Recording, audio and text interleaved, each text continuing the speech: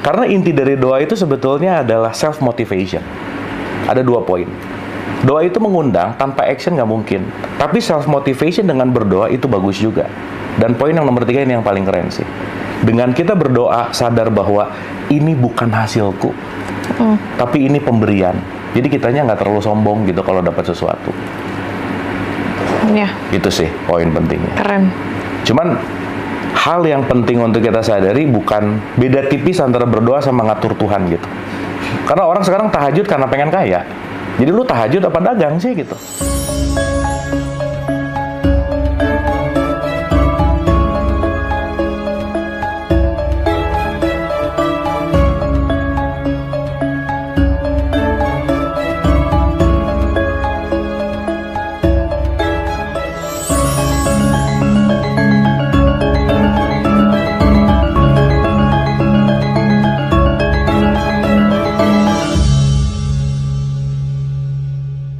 Buktinya masih perlu sholat dong.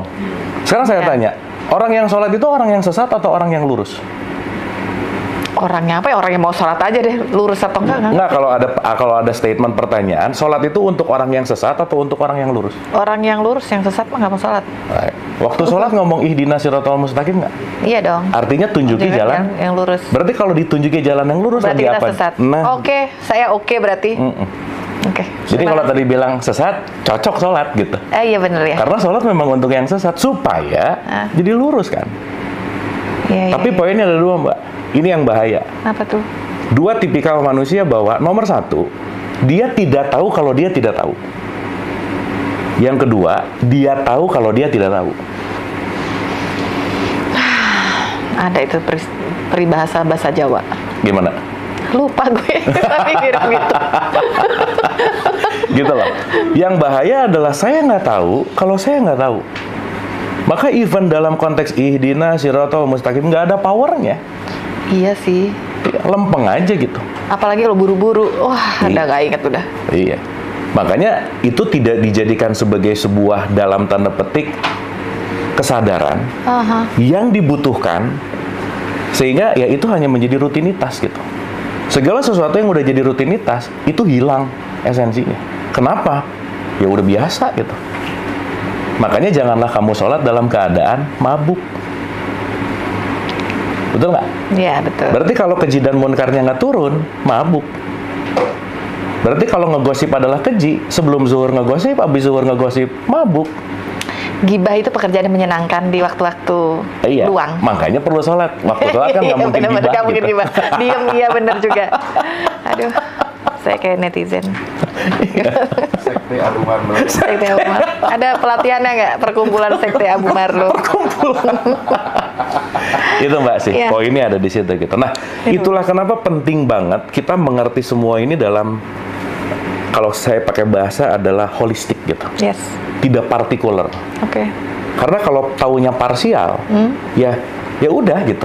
Ini semua hanya menjadi sebuah pengguguran kewajiban, ritual, tapi tidak ada yang menembus kita dari apapun konteks masuk menuju kepada kesadaran gitu intinya. Kan sebenarnya kalau kita ngomongin sholat untuk apa sih?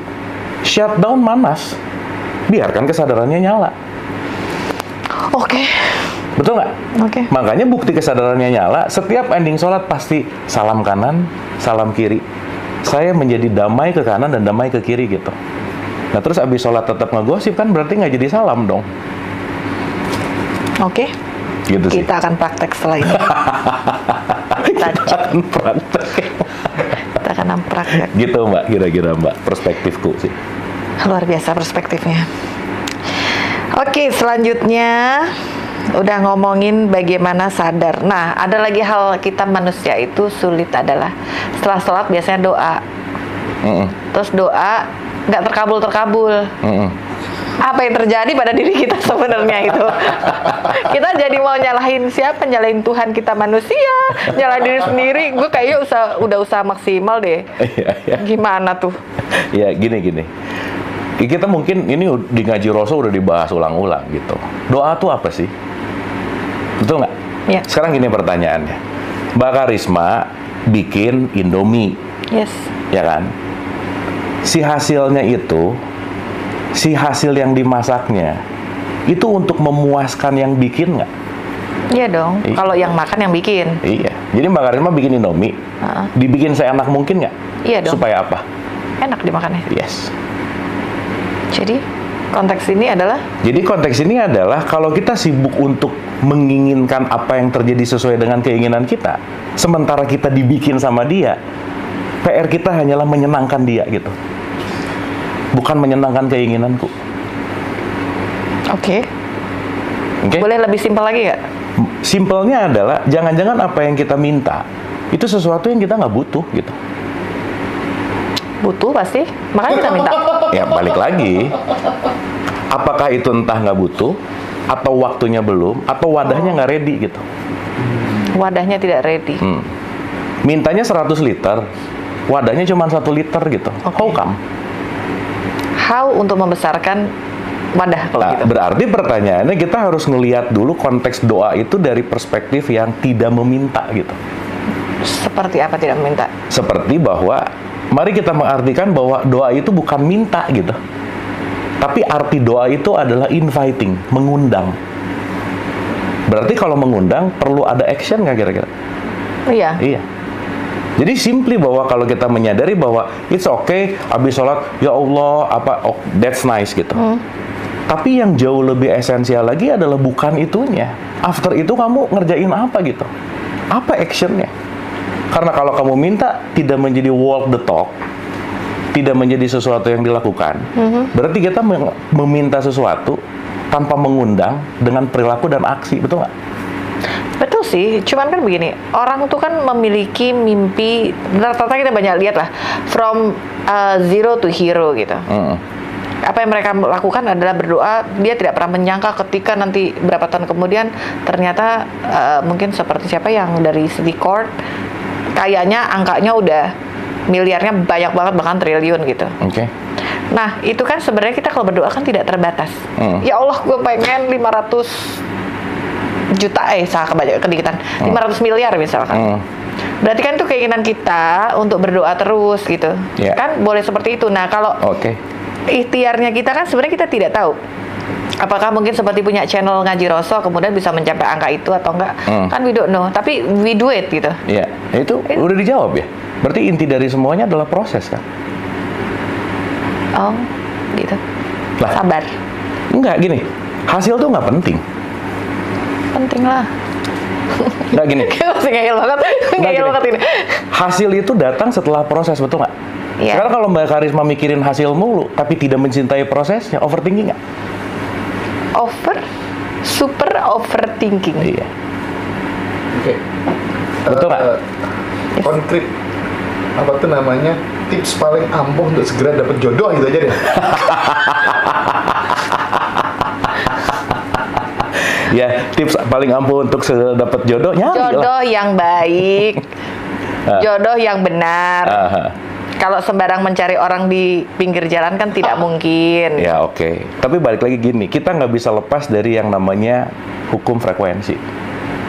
Mau dapat jodoh yang baik, nggak mungkin kalau dirinya nggak baik gitu. Oke. Karena we attract same frekuensi. Oke. Jadi kalau tadi Mas Hendra bilang, gimana cara dapat jodoh yang baik? Ya perbaiki dulu diri gitu. Oke. Semua orang merasa dirinya baik. Pasti. Karena kan semua baik itu kan kapasitasnya tergantung dari perspektif gitu. Tapi nanti dia akan tahu kalau dia tidak baik setelah dapat pasangan yang nyebelin gitu. Kalau tidak dapat pasangan, jangan kan yang baik. Jangan ada itu gimana? Nggak apa-apa juga. Cocoknya diet aja. Kurang pro sama jodoh. Kan ya kalau nggak dapat ya belum satu. Waktunya mungkin belum terjadi kan. Iya. Iya kan? Dan terus kalau nggak dapat juga ya emang kenapa gitu? Astagfirullah sih. Ya kalau emang diperankannya memang dalam kehidupan ini nggak dapat pasangan? Jangan ya Allah, astagfirullahaladzim. Semoga yang masih jomblo segera mendapatkan pasangan. Amin. Ya kan jodoh tuh udah diatur, betul nggak? Jadi kalau nggak dapet jodoh terus, ya emang susah diatur aja sih kayaknya gitu. Spill ya Allah, spill aja deh. Siapa jodohnya biar tenang. Bahaya nih Mas Hendra Ya, pertanyaan. karena gini Mbak, kalau ngomongin jodoh, itu semuanya dipertemukan. kita nggak nyari sih sebenarnya. Setuju. Oke, sektenya lanjut lagi, Abu. Harus sekte. Karena mau happening gimana besok hari nikah, kalau emang nggak harus bersatu dalam momen ini, nggak jadi aja sih. Iya, true. Very true. I like. Karena itu semuanya adalah dipersatukan based on apa? Skenario gitu. Dan itu mungkin kita bisa cerita panjang lebar. Tetapi poinnya adalah, bukan itu poinnya. Karena kita nggak bisa memaksakan untuk mencintai gitu. Karena that's given. Dan itu semua akan bersatu dalam konteks di mana dipersatukan gitu. Karena nanti kita akan ngerti bahwa jodoh kita adalah guru terbaik dalam hidup yang dipersiapkan semesta gitu. So that's why pernikahan itu adalah universitas kehidupan, di mana dosen terbaiknya adalah pasangan gitu. Makanya kalau belum dapat jodoh ya paradoks sih. Karena yang udah dapat jodoh berarti dia udah dapat musuh sejati hidupnya. Wow. Karena pasangan adalah musuh sejati sebenarnya. Oke. Nah, jadi pilihannya mau cepat dapat musuh, your choice gitu. Tapi maju kena mundur kena sih. Begitu dapat musuh tetap harus dialami, nggak dapat juga nyari gitu. Tapi nanti akan ngerti bahwa ketika kita menjalani ini dalam konteks holistik, ya semuanya adalah perjalanan yang pasti tepat waktu gitu. Amin, mudah-mudahan. Lanjutannya. Tapi jomblo itu ras paling kuat sih, nggak apa-apa. It's okay. Betul sih. Jomblo juga pilihan sebenarnya. Jomblo juga pilihan. Salah sendiri aja milih jadi jomblo. Kan? Terus kemudian lagi, masih kaitan dengan itu. Kalau tadi kan kita bilang bahwa, kalau saya bilang kita sudah berdoa nggak dapat, seorang bilang pasrah aja deh. Dapat atau nggak dapatnya pasrah aja. Tuh gimana pasrah? Ya, pasrah itu kan berarti kan menyerahkan segala sesuatu sesuai dengan realitas kan. Kan ketika saya melepaskan, memasrahkan, gini, beda antara pasrah dan putus asa. Nah, itu dia, apa bedanya ini? Putus asa itu pasrah tanpa knowledge. Sama halnya beda antara sabar, tawakal, ikhlas, dan tolol, itu beda tipis. Aku sabar aja dipukulin diam, itu bukan sabar, namanya bego gitu. Aku tuh lingkungan kerjanya toksik tapi aku sabar aja, udah 5 tahun ngomong hal yang sama, itu bego namanya gitu, misalkan gitu. Nah artinya ketika kita masuk ke dalam konteks yang namanya pasrah dan berserah, kita benar-benar menyadari dalam konteks knowledge-nya oke, dan itu digunakan dengan kesadaran gitu. Ketika aku pengen sesuatu, sekarang pertanyaannya, apakah yang diinginkan memang perlu terjadi dalam hidup kita? Kan belum tentu. Karena jangan-jangan yang kita inginkan adalah sesuatu bukan untuk diri kita misalnya. Karena kenapa? Itu hanya keinginan yang berulang-ulang. Mengikhlaskan bahwa itu mungkin bukan, itu hanya keinginan kita. Tidak baik, mungkin tidak baik untuk kita. Itu ngiklasinnya gimana? Ya nggak kejadian. Kalau udah nggak kejadian kan berarti emang not happening kan? Nah kan jadi putus asa. Ya. Gini amat ya. Ya gini amat itu karena kita melihatnya dalam sudut pandang yang sempit gitu loh Mbak. Contoh nih, saya pengen A tapi nggak kejadian. Tapi dalam satuan waktu, maka saya selalu bilang gini, mari kita lihat hidup ini sebagai infinite game. Permainan nggak ada ujungnya. Contoh, sepak bola menit 0 sampai 90, menit kedua kebobolan 3-0, udah kalah belum? Belum. That's it. Tapi kan mental udah drop. Ya mental drop kan urusan kita belajar kan. Kenapa mentalnya jadi drop? Nggak ikhlas. Kenapa bisa nggak ikhlas? Keinginannya menang kan. Ini udah. Nah berarti ketika menghadapi mental drop, ketika nggak ikhlas ada satu poin. Ada pembelajaran baru yang harus masuk ke dalam diri kita, yang penting masuk untuk ke dalam diri kita. Kenapa aku marah? Kenapa aku kecewa? Karena aku nggak ngerti. Kenapa aku nggak ngerti? Karena aku kurang pelajaran. Berarti hal buruk terjadi dalam hidup kita.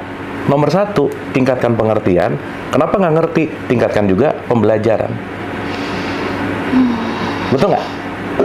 Berarti segala sesuatu yang tidak terjadi diinginkan, message cuma satu, kamu kurang belajar.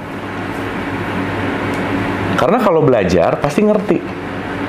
Dan saya selalu mengatakan bahwa semua yang nggak kejadian per saat ini yang kita inginkan nggak kejadian, satu sih, bentuk penyelamatan Tuhan. Karena not supposed to be gitu. pasti belum waktunya. Dan biasanya itu akan disadari ketika 3 tahun, 4 tahun yang akan datang. Untung aja, ujungnya jadi untung aja. Dulu nggak gitu. Untung aja, dulu nggak gitu. Ternyata, nah gitu. Contoh, ada orang pengen sukses nih, doa. Besoknya dipecat. Sukses dipecat. Sukses jadi dipecat. Dan dia ketika dipecat mental block, drop gitu ya. Iya, Wah. Tapi nggak lama kemudian dia menemukan sesuatu formula dan dia mulai nyadar 6 tahun berikutnya. Untung gua dipecat. Kenapa? Karena pada saat itu gua nggak akan bisa sukses. Karena waktu itu office hour. Terjebak di office hour. Dan karena pengen sukses harus keluar dari office hour, building something. Dan dia baru nyadar 6 tahun kemudian setelah dia melalui fase itu dan dia menyadari dan dia akan bersyukur, terima kasih aku telah dipecat. Berarti yang kena PHK sekarang jangan putus asa. Nah, Kalau berusaha. iya. Kalau diem aja?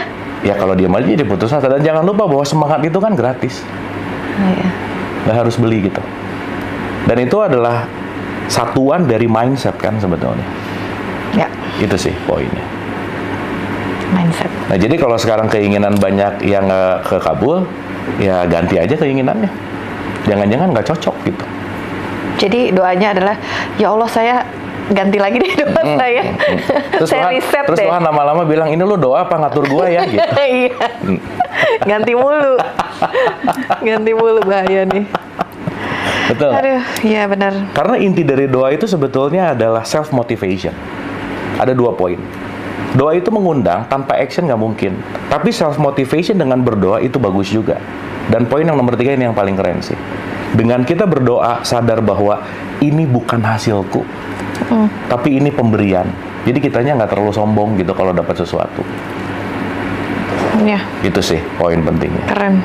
Cuman hal yang penting untuk kita sadari bukan beda tipis antara berdoa sama ngatur Tuhan gitu. Karena orang sekarang tahajud karena pengen kaya. Jadi lu tahajud apa dagang sih gitu? Ada maunya aja. Kan overthinking, aduh besok gimana ya, jadi tahajud. Berarti penyakitnya kan overthinking ya? Iya, overthinking nanti dicari rootsnya dari mana gitu. Ada apa nih, kenapa dengan overthinking ini gitu? Entah rejectionnya terlalu banyak, entah segala sesuatu yang mungkin keluar dari ekspektasi, dan seterusnya gitu. Kan semuanya datang dari dalam gitu. Dan nggak ada yang bisa menyembuhkan luka itu kecuali diri kita sendiri. Karena nggak ada yang tempat untuk minta tolong untuk sembuhin dong, nggak bisa. Karena perjalanan ini nggak bisa diwakilkan gitu. Berat ya. Ini tapi dagingnya banyak. Oke. Hah, terus Oke. lanjutan temennya lagi dari ikhlas dan pasrah itu masih ada lagi tawakal, itu apa sih? Ya gini, ada ikhlas itu pure artinya. Ya. Berarti kalau orang yang ikhlas itu udah nggak ada keinginan di situ. Dia hanya flowing aja. Dan ingat jangan lupa bahwa keinginan itu kendaraannya setan. Maka setan tuh paling nggak bisa kerja sama orang yang ikhlas, dia give up. Tuhan saya nggak sanggup lagi ngeganggu orang ini, kenapa ikhlas banget? Orang nggak ada keinginan. Berarti kata kuncinya adalah pada keinginan gitu. How we manage our will gitu. Keinginan kita gitu. Oke? Nah, maka ketika kita belajar menjadi ikhlas, kita belajar untuk banyak letting go. Melepaskan sesuatu yang nggak kejadian. Artinya banyak menerima realitas dong. Ya. Betul nggak? Karena saya sering ngulang-ulang lah pokoknya kalau ngobrol di Ngaji Roso, happiness itu rumusnya adalah realitas dibagi ekspektasi. Ya. Selesai.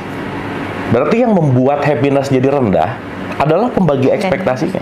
Pembagian ekspektasi. Betul nggak? Ya, betul. Sekarang saya tanya, terus kalau mau happy all the time gimana caranya? Gimana? Bikin 0 ekspektasinya. Karena sesuatu yang dibagi 0 unlimited. Ekspektasi 0 itu Berarti zero expectation. kita kan berkeyakinan ya, kembali lagi. Kalau berdoa itu kan kita berkeyakinan untuk terkabul. Ya, Kalau zero expectation kan berarti kayak nggak yakin bakal terkabul. ya yakin juga kalau nggak ada knowledge jadi gimana tuh? Gua yakin deh, tapi caranya salah. Sama kayak tadi, yakin mau dapet durian, yang ditanamnya tiap hari cabai, yakin, gitu juga. Betul nggak? Jadi keyakinan nanti ada layer juga gitu. Jangan-jangan yakinnya tidak berdasarkan knowledge gitu. Oke, ya. Berarti orang berdoa itu harus punya knowledge-nya dulu. Kenapa gue mau berdoa ini? Ya, layer by layer kan. Ya kan nggak semuanya langsung dapat pengetahuan kan. Setelah dia tahu dan dia doa nggak kekabul-kabul, pasti dia nyari pengetahuannya kenapa. Oh. Betul nggak? Yang jangan-jangan selama ini saya salah persepsi tentang doa misalnya. Yang jangan-jangan konteksnya adalah saya meminta, tapi saya tidak melakukan apa yang harus saya lakukan gitu.